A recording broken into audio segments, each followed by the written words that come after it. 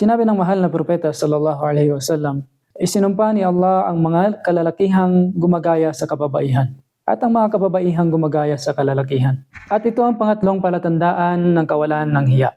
Ang panggagaya ng kalalakihan sa kababaihan at ng kababaihan sa kalalakihan. Ito man ay sa pananamit, estilo ng buhok o paraan ng pag-aayos. At kasama dito ang pagsusuot ng ilang kababaihan ng damit na masyadong masikip o naglalarawan ng hugis ng katawan o yaong tila kasuotan ng kalalakihan.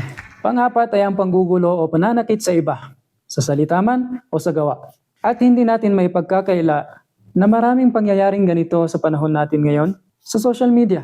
Nang tanungin si Aisha radhiyallahu anha tungkol sa pag-uugali ng sugo ni Allah sallallahu alaihi wasallam, sinabi niya, hindi siya marahas, hindi siya gumagamit ng malaswang pananalita, hindi siya maingay sa mga pamilihan at hindi siya gumaganti ng masama sa masama. Sa halip, siya ay nagpapatawad at nagpapalampas. Panglima, ang pagpapakalat ng mga lihim sa pagitan ng mag-asawa. Kasama rito ang paglalantad ng mga pribadong bagay na nagaganap sa loob ng kwarto o sa buhay mag-asawa. Tunay na sinabi ng propeta sallallahu alaihi wasallam, kabilang sa pinakamalalang tao sa harap ni Allah sa araw ng paghuhukom ay ang lalaking nakikipagtalik sa kanyang asawa at ang asawa sa kanya.